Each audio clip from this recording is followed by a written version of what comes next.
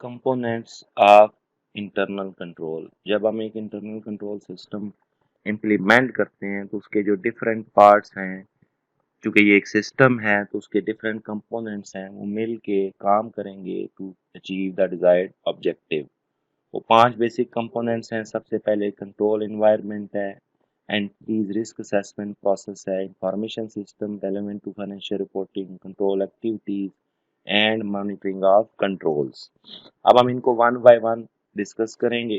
Control environment, हम already बात कर चुके हैं कि जो मैनेजमेंट का जो एटीट्यूड है ओवरऑल, कि वो इंटरनल कंट्रोल सिस्टम को कितनी इम्पोर्टेंस देते हैं, उससे पे ये डिपेंड करेगा कि effectiveness of internal control system कितनी है, डिजायर्ड ऑब्जेक्टिव्स अचीव हो रहे हैं या नहीं हो रहे। तो उसके लिए जो मैनेजमेंट की ओवरऑल कमिटमेंट है टू इंटेग्रिटी, कि जो चीज़ एक्चुअली है वो उसी तरह से रिपोर्ट होनी चाहिए, या टूवर्ड्स एथिकल वैल्यूज़ कितनी इंपॉर्टेंस देती है मैनेजमेंट उसको, ऑर्गेनाइजेशनल स्ट्रक्चर पे वो कितना बिलीव करती है, ऑथराइजेशन पे कितना बिलीव करती है, या फिर वो इंटरनल कंट्रोल सिस्टम के बारे में स्टाफ को ट्रेन करने के लिए किस हद तक कमिटेड है। ये सारे फैक्टर्स हैं जो अफेक्ट करेंगे overall effectiveness of internal control system को। तो सबसे पहली बेसिक चीज़ जो होगी वो मैनेजमेंट का एटीट्यूड होगा, जो कि इंटरनल कंट्रोल सिस्टम की इफेक्टिवनेस को अफेक्ट करता है। इसमें एक एग्जांपल हम देख लेते हैं कि अगर senior management openly engage in unethical behaviour, तो ऑटोमेटिकली क्या होगा, जो जूनियर एम्प्लॉयज होंगे वो भी रूल्स को इग्नोर करेंगे, एथिक्स को इग्नोर करेंगे, जिससे ओवरऑल इंटरनल कंट्रोल सिस्टम जो है वो वीक हो जाएगा, वो प्रॉपरली फंक्शन नहीं कर सकेगा, डिजायर्ड ऑब्जेक्टिव्स अचीव नहीं होंगे। अब जो दूसरा कंपोनेंट है वो है रिस्क असेसमेंट प्रोसेस। अब बिजनेस रिस्क बेसिकली क्या है, उसकी एक सिंपल डेफिनेशन ये हम पिछले लेक्चर में डिटेल में डिस्कस कर चुके हैं। Risk that financial statements might be materially मिसस्टेटेड। अब अगर मटेरियल मिसस्टेटमेंट की अगर हम बात करते हैं तो उसके दो कंपोनेंट्स हैं, फ्रॉड और एरर। अब अगर फ्रॉड है या एरर है, उसके चांसेस कितने हैं। रिस्क असेसमेंट में हम यही काम करेंगे कि उन चांसेस को, अकरेंस ऑफ एरर या फ्रॉड को हम एवेल्युएट करेंगे और उसकी बेस पे डिफाइन करेंगे कि हमें कितना स्ट्रॉन्ग इंटरनल सिस्टम चाहिए। अगर लाइकलीहुड ऑफ अकरेंस जो है वो हायर है तो we need strong internal control system, otherwise एक एवरेज इंटरनल कंट्रोल सिस्टम जो है वो भी एनफ होगा। उसके बाद जो हम इंफॉर्मेशन सिस्टम इम्प्लीमेंट करते हैं टू फाइनेंशियल रिपोर्टिंग के लिए, क्योंकि फाइनेंशियल रिपोर्ट्स जो हैं वो बेसिकली क्या कर रही हैं, एंड यूजर को इंफॉर्मेशन प्रोवाइड कर रही हैं। तो उसके लिए हम एक ऐसा सिस्टम डेवलप करेंगे कि वो जो इंफॉर्मेशन हैं वो रिलायबल होनी चाहिए। अगर वो इंफॉर्मेशन रिलायबल नहीं है तो एंड यूजर जो है उसके लिए वो यूजफुल नहीं होंगी। तो इसके लिए फिर हम क्या करते हैं, इंफॉर्मेशन सिस्टम जो है वो बेसिकली क्या है, इसके जो ऑब्जेक्टिव्स हैं वो क्या हैं, हम प्रोसीजर्स डेवलप करते हैं and records establish to process the transaction that the entity carries out. कि जो ट्रांजैक्शंस हैं वो प्रॉपरली प्रोसेस होनी चाहिए, उनके डॉक्यूमेंट्स बनने चाहिए, प्रॉपर लेजर्स में वो पोस्ट होनी चाहिए, and maintain accountability for the related assets. और जो बिजनेस की एसेट्स हैं उनके लिए कोई ना कोई बंदा जो है वो रिस्पॉन्सिबल होना चाहिए, उनको सेफ गार्ड करने के लिए।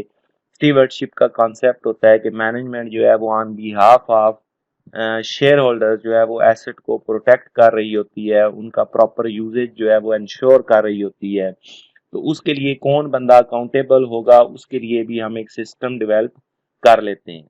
अब इंफॉर्मेशन सिस्टम के बारे में अगर हम फर्दर चीज़ें डिस्कस करें, तो इंफॉर्मेशन सिस्टम जो है एक प्रॉपर अगर इंटरनल कंट्रोल सिस्टम है तो इंफॉर्मेशन सिस्टम में सर्टन क्वालिटीज़ होनी चाहिए, उसके सर्टन करेक्टरिस्टिक्स होने चाहिए। Identify and record all valid transactions. सारी ट्रांजैक्शंस वो रिकॉर्ड करे, चाहे वो मैनुअल हो या कंप्यूटराइज्ड हो। Describe the transaction in sufficient detail, कि वो ट्रांजैक्शन जो है उसकी डिटेल होनी चाहिए। फॉर एग्जांपल प्रॉपर क्लासिफिकेशन है कि वो एसेट है, एक्सपेंस है, वो उसके मुताबिक उसको हमने डील करना है कि इनकम स्टेटमेंट का आइटम है या स्टेटमेंट ऑफ फाइनेंशियल पोजीशन का आइटम है।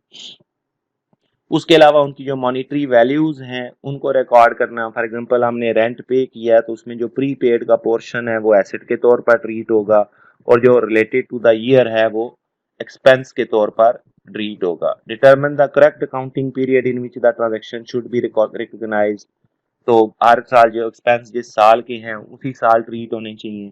Present properly the transactions and related disclosures in the financial statements, disclosures जो हैं वो प्रॉपरली आप चीज़ें डिस्क्लोज करें, जो IFRS की रिक्वायरमेंट्स हैं उनको फॉलो करें। अब उसके बाद कंट्रोल एक्टिविटीज हैं। अब अगर हमने इंटरनल कंट्रोल सिस्टम को प्रॉपरली इंप्लीमेंट करना है तो डिफरेंट कंट्रोल एक्टिविटीज जो है वो परफॉर्म हो रही होती हैं। उसमें ऑथराइजेशन है, ये ट्रांजैक्शन वेल ऑथराइज्ड होनी चाहिए। कंपैरिजन है, अगर कोई आइटम है फॉर एग्जांपल सेल है या कोई एक्सपेंस है, रेंट है या पेटी एक्सपेंसेस हैं, उनको हम प्रीवियस मंथ से कंपेयर करते रहते हैं ताकि अगर उनमें कोई सडन चेंज आए तो उसको जो रीज़न है उसको हम हाईलाइट कर सकें। कंप्यूटर कंट्रोल्स हैं, प्रॉपर पासवर्ड्स होने चाहिए हर बंदे के पास। अरिथमेटिकल कंट्रोल्स हैं, इनवाइसेस अगर हमने एंटर करनी है सिस्टम के अंदर तो उनकी कैलकुलेशन करें, चेक करें टोटल गलत तो नहीं है। मेंटेनिंग आ ट्रायल बैलेंस, ताकि डेबिट एंड क्रेडिट इक्वल आ रहे हैं, कोई एरर तो नहीं है। कंट्रोल अकाउंट्स के कोई डिफरेंस तो नहीं है लिस्ट ऑफ डेटर्स में या कंट्रोल अकाउंट के बैलेंस में। और अगर लिस्ट डिफरेंसेस हैं या बैंक बैलेंस में और कैश बुक के बैलेंस में डिफरेंस है तो उसके लिए प्रॉपर रिकॉन्सिलेशंस बनाना, ताकि ये पता चल जाए कि वो डिफरेंसेस जो हमने हाईलाइट किए हैं अगर उनको एलिमिनेट कर दिया जाए तो क्या दोनों बैलेंसेस टैली होते हैं या नहीं होते हैं। फिजिकल कंट्रोल्स है कि जो एसेट्स हैं वो फिजिकली किसके कंट्रोल में है। फॉर एग्जांपल स्टोर कीपर है तो वो मटेरियल को कंट्रोल कर रहा होता है, उसकी इजाज़त के बगैर कोई बंदा जो है वो स्टोर में एंटर नहीं हो सकता, वहाँ से मटेरियल ले ही नहीं सकता। सेग्रीगेशन ऑफ ड्यूटीज़ हैं कि हर बंदा जो है वो अपनी अपनी ड्यूटीज़ परफॉर्म कर रहा हो। जो बंदा जिसके ज़िम्मे जो काम है वही परफॉर्म करेगा, तो कल को अगर किसी भी जगह पे एरर आती है या फ्रॉड होता है तो वो बंदा रिस्पॉन्सिबल होगा उसके लिए। तो ये डिफरेंट टाइप्स ऑफ एक्टिविटीज़ हैं जो कि हम परफॉर्म कर रहे होते हैं ताकि इंटरनल कंट्रोल सिस्टम जो है वो इफेक्टिवली काम कर सके।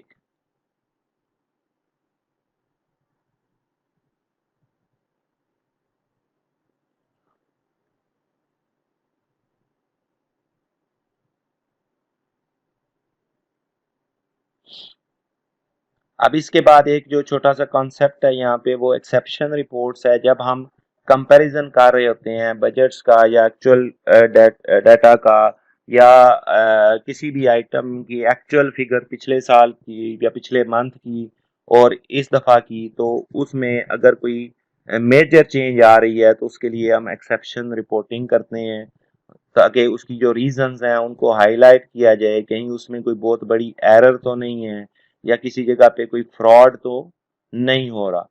उसके बाद जो है वो है मॉनिटरिंग ऑफ कंट्रोल्स, कि कंट्रोल्स को रेगुलरली मॉनिटर किया जाता है कि क्या जो हमने कंट्रोल सिस्टम्स या प्रोसीजर्स डेवलप किए हुए हैं लोग उनको फॉलो कर रहे हैं या नहीं कर रहे।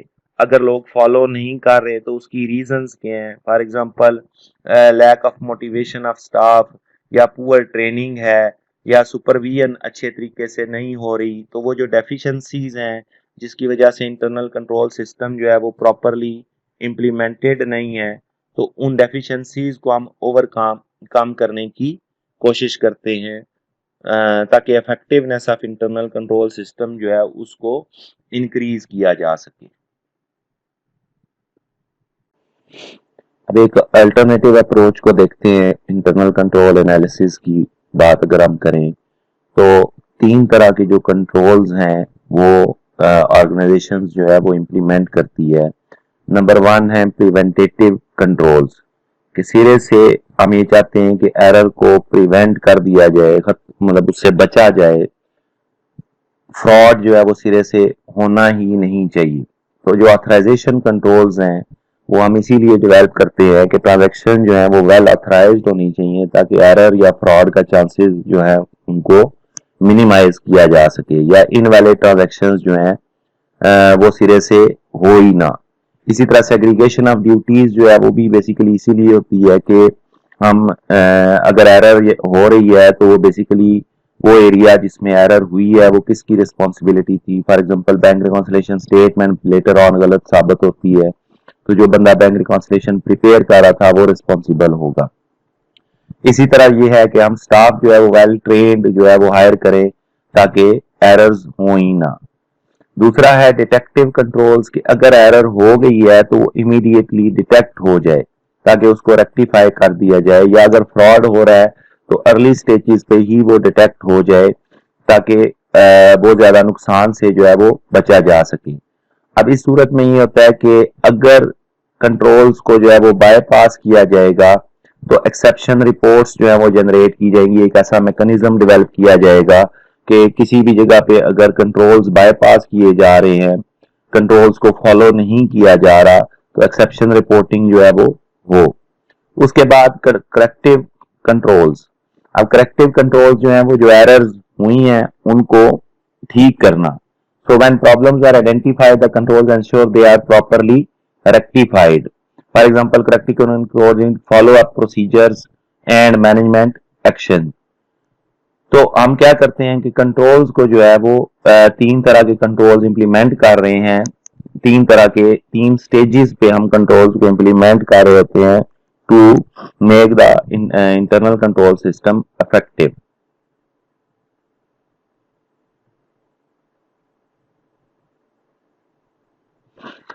अब information technology and internal control. अब जो आईटी सिस्टम आ गया, जो आपके अकाउंट्स हैं वो सारे के सारे मैनुअल से कंप्यूटराइज्ड हो गए। इनवॉइसेस जो हैं या डॉक्यूमेंट्स जितने भी हैं वो कंप्यूटर बेस्ड जो है वो जनरेट होना शुरू हो गई। कोरेस्पॉन्डेंस जो है वो लेटर्स की बजाय ज्यादातर ईमेल के थ्रू हो गई।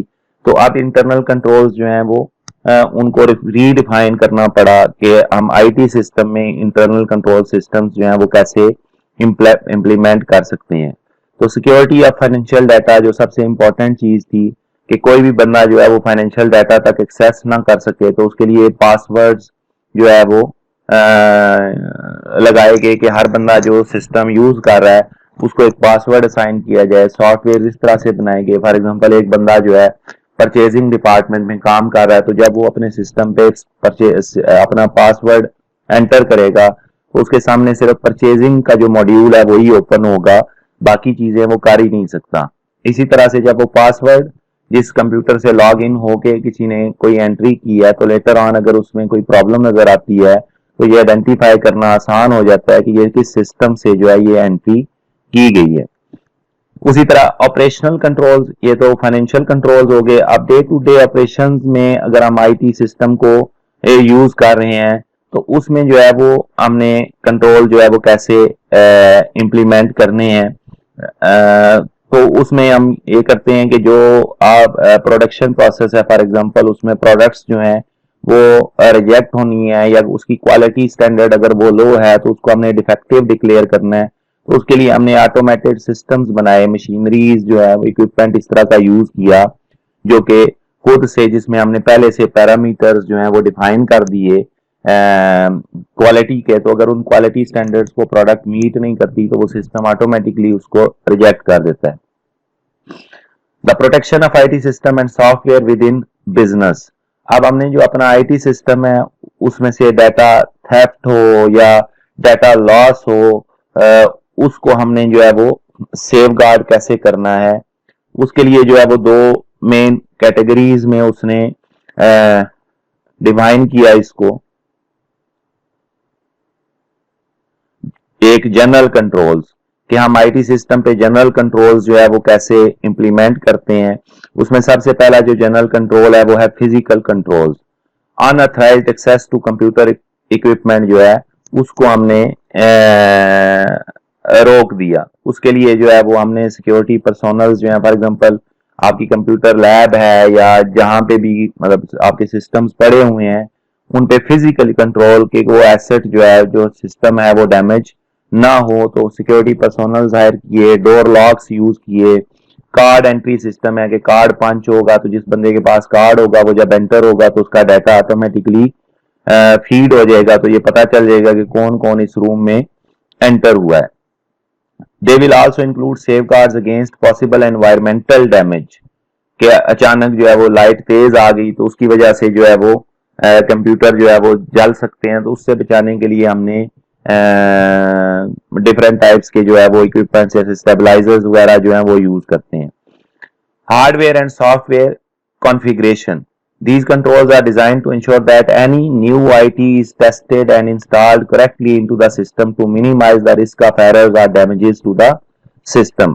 ये हम कोई भी नया सॉफ्टवेयर जो है वो इंस्टॉल करते हैं तो उससे उस सॉफ्टवेयर के अंदर जो उसकी प्रोग्रामिंग है वो एक्यूरेट होनी चाहिए ताकि रिस्क ऑफ एरर कम हो, या जो हमारा एग्जिस्टिंग सिस्टम है वो डैमेज ना हो, तो उसके लिए हमने दोनों को इंटीग्रेट किया इस तरह से हार्डवेयर को और सॉफ्टवेयर को, कि सॉफ्टवेयर इतना हैवी नहीं होना चाहिए कि जो सिस्टम को डैमेज कर दें।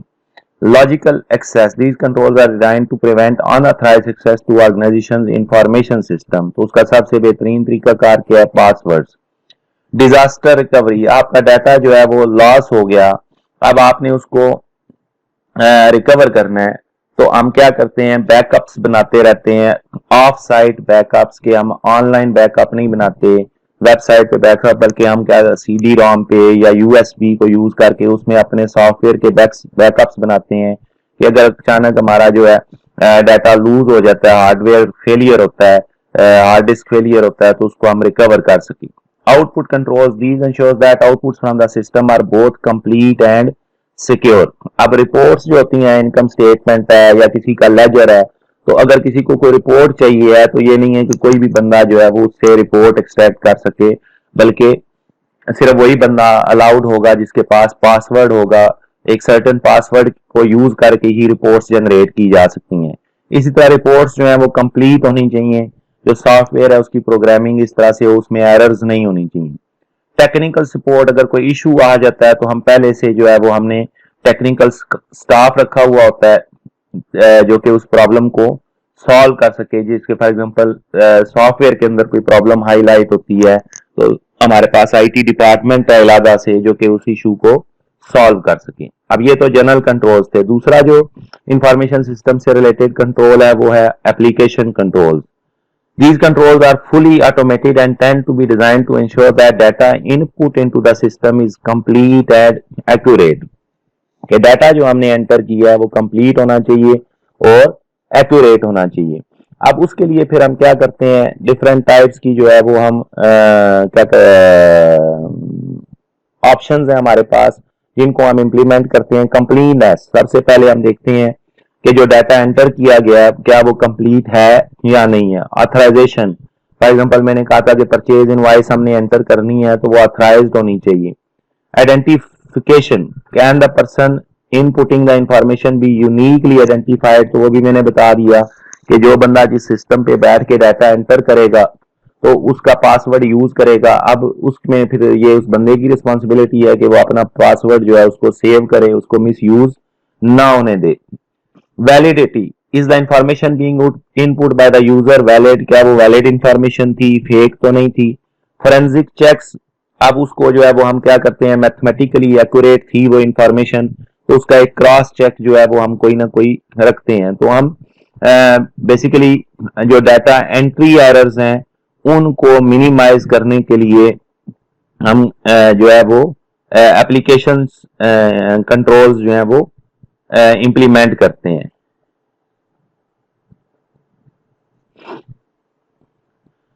अब मैनेजमेंट की जो रिस्पॉन्सिबिलिटी है with respect to internal control या जो बिजनेस रिस्क को मिनिमाइज करना कि फाइनेंशियल स्टेटमेंट जो है वो मटेरियली मिसस्टेटेड ना हो, तो it is the directors responsibility to establish proper internal control arrangements. तो इंटरनल कंट्रोल सिस्टम बेसिकली बनाया ही क्यों गया था कि हम बिजनेस रिस्क को मिनिमाइज कर सकें। दिस रिस्पॉन्सिबिलिटी में डिराइव फ्रॉम स्टैट्यूटरी रिक्वायरमेंट्स, ये लीगल रिक्वायरमेंट्स भी हो सकती हैं, और from general corporate governance arrangements के ऑर्गेनाइजेशन का अपना जो कोड ऑफ कॉर्पोरेट गवर्नेंस है वो ये डिफाइन कर सकता है कि डायरेक्टर्स की क्या रिस्पॉन्सिबिलिटीज हैं। अब ये मैं बात पहले बता चुका हूँ कि डायरेक्टर्स जो हैं वो बेसिकली स्टीवर्डशिप का रोल प्ले कर रहे होते हैं। ये on the behalf of share holders जो है वो एसेट्स को सेफ गार्ड कर रहे होते हैं। तो अगर वो एसेट्स को मिस यूज करते हैं, केयरलेसली यूज करते हैं, तो ये डायरेक्टर जो है वो उस मिस यूज के लिए रिस्पॉन्सिबल होंगे। अब यूके कॉर्पोरेट गवर्नेंस कोड जो है उसमें वो ये क्या कह रहे हैं, the board is responsible for determining the nature and extent of significant risk. अब इंटरनल कंट्रोल सिस्टम अगर हमने इंप्लीमेंट करना है तो उसकी जो इंटेंसिटी है प्रोसीजर्स की या उसकी कॉम्प्लेक्सिटी है वो डिपेंड करता है रिस्क के लेवल पे। तो सबसे पहले तो वो रिस्क आइडेंटिफाई करेंगे कि वो कितने हैं। It is willing to take in achieving its strategic objectives. The board should maintain sound risk management and internal control system. तो अगर रिस्क आए हैं तो उनको मैनेज कैसे किया जाएगा, थ्रू इंटरनल कंट्रोल सिस्टम, और ये डायरेक्टर्स की जो है वो रिस्पॉन्सिबिलिटी है।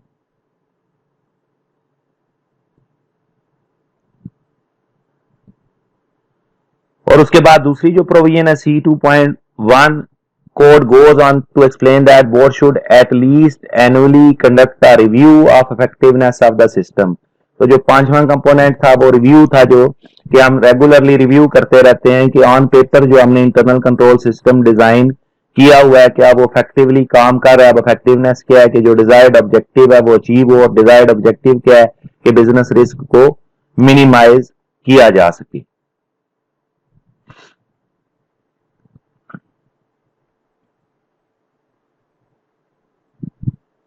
अब जब एनुअल असेसमेंट कर रहे होंगे बोर्ड ऑफ डायरेक्टर जो है इंटरनल कंट्रोल का, तो वो किन चीजों को देखेंगे, the change in the nature and expect of significant risk. तो अगर रिस्क जो है वो चेंज हो गया, वो इंक्रीज हो गया या डिक्रीज हो गया, तो उसकी बेस पे इंटरनल कंट्रोल सिस्टम को रीडिफाइन किया जाएगा। The scope of management on going monitoring of risk के अगर on going during the year management उसको मॉनिटर करना चाहती है तो वो किस हद तक जा सकती है, including the reports management have made to the board and any relevant work by internal audit। अब internal audit जो है उसका internal control के साथ क्या relationship है वो हम आगे पढ़ेंगे।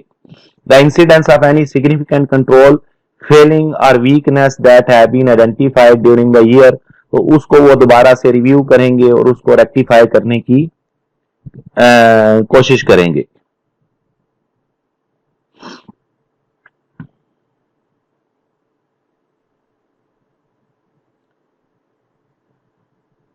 अब आगे बात इंटरनल ऑडिटिंग की और एक्सटर्नल ऑडिटिंग की। इंटरनल ऑडिटिंग जो है वो बेसिकली ऑडिटर क्या कर रहा होता है कि वो ये देख रहा होता है कि जो इंटरनल कंट्रोल सिस्टम है वो प्रॉपरली काम कर रहा है या नहीं कर रहा। Internal is an independent activity established by management to examine and evaluate the organization's risk management process and system of controls and to make recommendation for the achievement of company objectives। तो ये audit activity जो internal audit activity है वो basically चार काम कर रही है कि रिस्क मैनेजमेंट प्रोसेस जो है ऑर्गेनाइजेशन का उसको एवेल्युएट करती है कि वो इफेक्टिव है या नहीं है, सिस्टम ऑफ कंट्रोल्स जो है वो क्या है, वो काम कर रहे हैं या नहीं कर रहे, अपनी रिकमेंडेशंस देगी ताकि कंपनी अपने ऑब्जेक्टिव्स जो हैं उनको अचीव कर सके।